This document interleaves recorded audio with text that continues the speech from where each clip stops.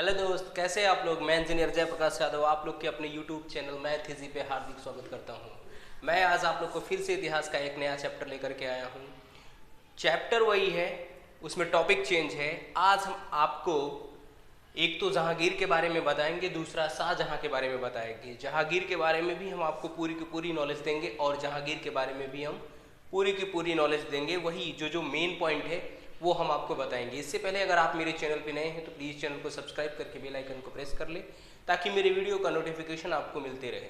और अगर आपको मेरा वीडियो अच्छा लगे तो वीडियो को लाइक करें, वीडियो को शेयर करें और कमेंट अपना ज़रूर दें, क्योंकि कमेंट में ये चीज़ ज़रूर बताएं कि क्या चीज़ आपको अच्छा लगता है, क्या चीज़ ख़राब लगता है, ताकि मुझे भी पता चले कि नहीं मेरे वीडियो में ये चीज़ें अच्छी हैं और ये चीज़ें क्या है ख़राब है। तो जो अच्छी चीज़ें होंगी वो हम आपको बार बार रिपीट करेंगे और जो ख़राब होगा उसको हम एलिमिनेट करने की कोशिश करेंगे। तो चलिए टाइम वेस्ट ना करें, आज हम जहांगीर यानी मुगल एम्पायर यानी मुगल साम्राज्य का जो जहांगीर, क्योंकि हमने हुमायूं, बाबर और अकबर तक की स्टोरी हम आपको बता दिए हैं, आज हम जहांगीर और शाहजहां की स्टोरी हम क्या करेंगे बताएंगे। तो अकबर का जो सबसे बड़ा बेटा था जहांगीर, उसके बारे में हम बताएंगे, क्योंकि कल हमने थोड़ा सा बता दिया था कि जहांगीर का जन्म कभी हुआ था, उसका बचपन का नाम क्या था, वो सारी चीज़ें डिस्कस कर दी थी। फिर भी हम आपको आज चलते हैं, सबसे पहले जहांगीर के बारे में समझते हैं। तो जहांगीर याद रख लेना, 1605 से लेकर के 1627 तक भारत पे क्या किया, राज किया कर रहा है। इसका जन्म जो है 30 अगस्त 1569 फतेहपुर सिकरी में स्थित कर रहा है शेख सलीम चिश्ती की कुटिया में भारमल की पुत्री मरियम उजमानी के गर्भ से हुआ था। तो यहाँ से एक चीज़ और पता चल जाता है कि जब इसकी माता मरियम उजमानी थी तो ये अकबर की क्या थी, वाइफ थी, यानी अकबर की पत्नी थी। उनके गर्भ से ही क्या हुआ था, जहांगीर का जन्म हुआ था। आगे देखेंगे, यानी अकबर का ये सबसे बड़ा बेटा था। इसका जो शिक्षक थे यानी इसके जो गुरु थे वो अब्दुल रहीम खान खाना जी थे। ठीक है, यानी इनको शिक्षा दीक्षा का जो कार्यभार था वो अब्दुल रहीम खान खाना ने ही क्या किया, संभाला और इनको दिया। जहांगीर को शिक्षा वगैरह इन्हीं से प्राप्त हुई। अब करा आगे कि सलीम जो है यमुना नदी के किनारे करा न्याय की एक जंजीर लगवाई थी। ध्यान से देखना, यमुना नदी के तट के किनारे एक न्याय की जंजीर लगाने वाला जो शासक था वो जहांगीर था। उसमें क्या था वो देख लेंगे। उसमें कह रहा है जिसमें 60 घंटियां 12 घोषणाएं की थी। ठीक है, इसमें 60 घंटी लगा करके रखा था और 12 घोषणाएं किया था कि इससे क्या क्या चीज मिलेगा, यानी कौन कौन सी चीजों का न्याय होगा, यहाँ पे किस चीज की वो घोषणा किया था वो सारा वहां पे लिखा हुआ था। याद रखना, यमुना नदी के किनारे जहांगीर के पुत्र खुसरो ने, याद रखना उसका जो बेटा था खुसरो ने क्या किया, सत्ता पाने के लिए अपने पिताजी के ही खिलाफ क्या कर दिया, आंदोलन खड़ा कर दिया। उसने क्या किया, युद्ध लड़ने की घोषणा कर दी। यानी युद्ध कौन लड़ा, कह रहा है जहांगीर का जो पुत्र था खुसरो, वो सत्ता के लोभ में आकर के क्या किया, अपने पिताजी को मारने के चक्कर में पड़ गया, पिताजी के खिलाफ ही युद्ध छेड़ दिया। कह रहा है खुसरो का सपोर्ट करने के लिए जो सिख के 5वें गुरुदेव थे अर्जुन देव, वो भी क्या किए, उसका सपोर्ट कर दिए। किसका, खुसरो का सपोर्ट किए। खुसरो का सपोर्ट जब किए तो जहांगीर ने क्या किया, जब पता चला कि नहीं ये गुरुदेव भी इनके सपोर्ट में है, तो इन अर्जुन देव की जो है वो हत्या करवा दी। कौन, जहांगीर। यानी कि खुसरो भी हार गया और अर्जुन देव को भी क्या किया, फांसी दे देता है, हत्या करवा देता है। ठीक है, और दूसरी चीजें हैं, कह रहा है कि जो जहांगीर का शासनकाल था उसको हम कहते हैं चित्रकला का स्वर्ण काल कहा जाता है। यानी ये लोग चित्रकला, यानी जहांगीर को चित्रकला से बहुत प्यार था। ठीक है, वो चित्रकला को बहुत नज़दीक से समझता था और उसकी दीवारों पे आजू बाजू में बहुत सारे चित्र, डिफरेंट टाइप के चित्र भी क्या किए थे, बनाए गए थे। यानी चित्रकला का स्वर्णकाल जो है जहांगीर के काल को बोला जाता है। मेहरुनिसा से शादी करता है। ठीक है, मेहरुनिसा से शादी करता है, जो बाद में उसकी उपाधि चेंज करके तो कह रहा है कि उसकी शादी यानी कि जहांगीर की जो शादी है वो मेहरुनिसा से होती है, जो बाद में उसको नूरजहां की उपाधि दे दी जाती है। यानी नूरजहां से क्या होती है, फेमस होती है। तो आप समझ लेंगे नूरजहां की जो पत्नी, नूरजहां का जो आदमी था या नूरजहां की शादी किससे हुई थी। तो सॉल्यूशन में आप आंसर में लिख सकते हैं क्या, जहांगीर। जहांगीर के शासनकाल में ही ईस्ट इंडिया कंपनी ने सबसे पहले सूरत में अपनी फैक्ट्री लगाई।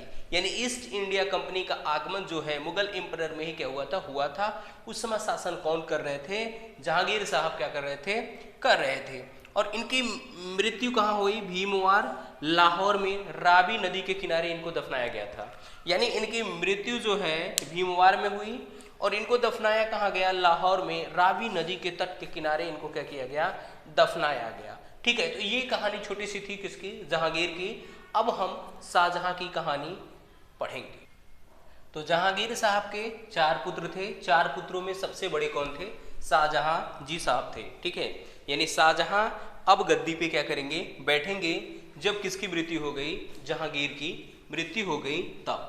करा शाहजहां 1628 से लेकर के 1658 ईस्वी तक क्या किए हैं? ये राज किए हैं हिंदुस्तान पे। इनका जो जन्म है 6 जनवरी 1592 में हुआ था। याद रख लेना, 6 जनवरी 1592 में लाहौर में ही हुआ था। ठीक है, लाहौर में शाहजहां का जन्म हुआ था और लाहौर में क्या है, जो जहांगीर है उनकी मृत्यु होती है। और कह रहा है, याद रखना, इनके बचपन का नाम खुर्रम था। यानी बचपन में इनको खुर्रम बुलाते थे और जहांगीर को बचपन में सलीम बुलाते थे। ठीक, इनकी विवाह जो है 1612 ईस्वी में अर्जुन दबान बेगम और बाद में वो एक फेमस प्रसिद्ध हुई किसके नाम से? मुमताज महल के नाम से क्या हुई? फेमस हुई। यानी मुमताज महल किसकी वाइफ थी? किसकी बीवी थी? तो शाहजहां की वाइफ थी, शाहजहां की पत्नी थी। ठीक है, कौन? मुमताज महल। उनको उस नाम से जाना जाता था, लेकिन उनका स्टार्टिंग नेम यानी उनका जो एक तरह से बोल सकते हैं कि उनका जो नाम था वो अर्जुन दबान बेगम था। बाद में उसको वो मुमताज महल के नाम से फेमस हुई। स्थापत्य कला का स्वर्ण काल कहा जाता है किसको? याद रख लेना, शाहजहां के काल को। यानी शाहजहां ने बहुत सारी चीज़ें करवाई, विश्वविद्यालय बनवाया, आपके आगरा का जो ताजमहल है वो बनवाया, बहुत सारे किले बनवाए। यानी स्थापत्य कला का स्वर्ण काल इसी को माना जाता है। इसने बहुत ज़्यादा ही क्या किया था? निर्माण किया था हिंदुस्तान में। 1662 में पुर्तगालियों से युद्ध किया और हुगली को क्या कर लिया? जीत लिया। 1662 ईस्वी में पुर्तगालियों से ये क्या किया? युद्ध करता है और हुगली जो एरिया था, इलाका था, वो अपने यानी मुगल एम्परर में क्या कर लिया? मुगल साम्राज्य में ही क्या कर लिया? उसको मिला लिया और बढ़ा लिया। ठीक है, फिर शाहजहानाबाद नगर की स्थापना की जो दिल्ली में है। दिल्ली का जो शाहजहानाबाद नगर है उसकी भी स्थापना किसने किया है? शाहजहां जी ने किया है। ठीक है, मयूर सिंहासन का निर्माण यही करवाया था। याद रख लेना, जहांगीर ने क्या करवाया था? जंजीर बनवाया था न्याय की, और इसने क्या करवाया था? मयूर सिंहासन, जो बाद में औरंगजेब ले लेता है। ठीक है, मयूर सिंहासन यानी कि जो राजा था, जो शासक था, वो क्या करता था? एक सिंहासन पे बैठता था जिसका नाम था मयूर सिंहासन। वो सबसे पहले कौन बनवाया था? शाहजहां ने बनवाया था। ताजमहल का निर्माण शाहजहां ने अपनी बेगम, अपनी बीवी, अपनी पत्नी मुमताज महल के क्या किया? याद में बनवाया था। ठीक है, विद्रोह बहुत सारे इसके शासनकाल में विद्रोह हुए। कह रहा है कि खाने जहां लोदी ने भी विद्रोह किया। ठीक है, फिर से जुझारू सिंह बुंदेलों ने भी इनके ऊपर क्या किया? जुझारू सिंह के नेतृत्व में बुंदेलों ने भी क्या किया था? इसके ऊपर क्या किया था? विद्रोह किया था। किसके शासनकाल में? शाहजहां। यानी इसके शासनकाल में विद्रोह भी बहुत सारे हुए। दक्षिण भारत में अहमदनगर पर भी आक्रमण किया। याद रख लेना, अहमदनगर की भी नगर के ऊपर भी क्या किया? शाहजहां ने आक्रमण करके उसको जीत लिया और जीतने के बाद अपने साम्राज्य में क्या कर लिया? मिला लिया। ठीक, यानी कि जो मुगल एम्परर धीरे धीरे क्या होता जाता है? बढ़ता जाता है। लेकिन एक चीज ध्यान में रह लेना, शाहजहां जो जहांगीर था उसके शासनकाल में ही ब्रिटिशर्स इंडिया में आ गए थे और पहली अपनी जो फैक्ट्री थी, कंपनी थी, उसको सूरत में इस्टेब्लिश कर चुके थे। इसका सबसे क्रूर पुत्र जो था वो औरंगजेब था। ठीक है, औरंगजेब क्या करता है? अपने बाप को यानी अपने पिताजी को ही क्या करता है? बंदी बना लेता है और उनको अब एक घर में क्या कर देता है? कैद करके रख देता है, जो 1616 ईस्वी में क्या हो जाती है? उनकी मौत हो जाती है।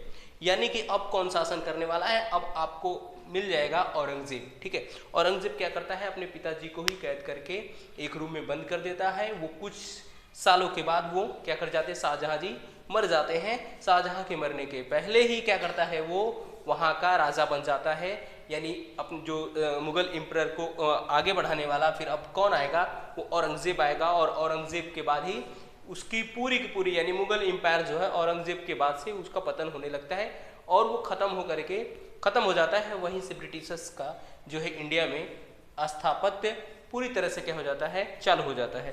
तो हम अगले लेक्चर में हम आपको औरंगजेब के बारे में बताएंगे। मुगल एम्परर का लास्ट लेक्चर वही होगा। ये हमारा चौथा लेक्चर था।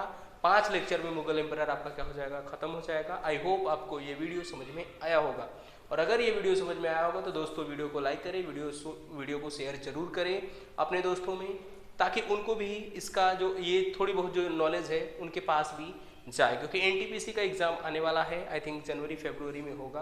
तो ये सब उसके लिए, उसके पर्पज से बहुत ही क्या है, इम्पोर्टेंट है। तो आज के लिए बस इतना ही दोस्तों। कल मिलेंगे आपको एक नए जोश जज्बे जुनून के साथ एक नए वीडियो में। चलिए तब तक के लिए thank you so much for watching my video. जय हिंद, जय भारत।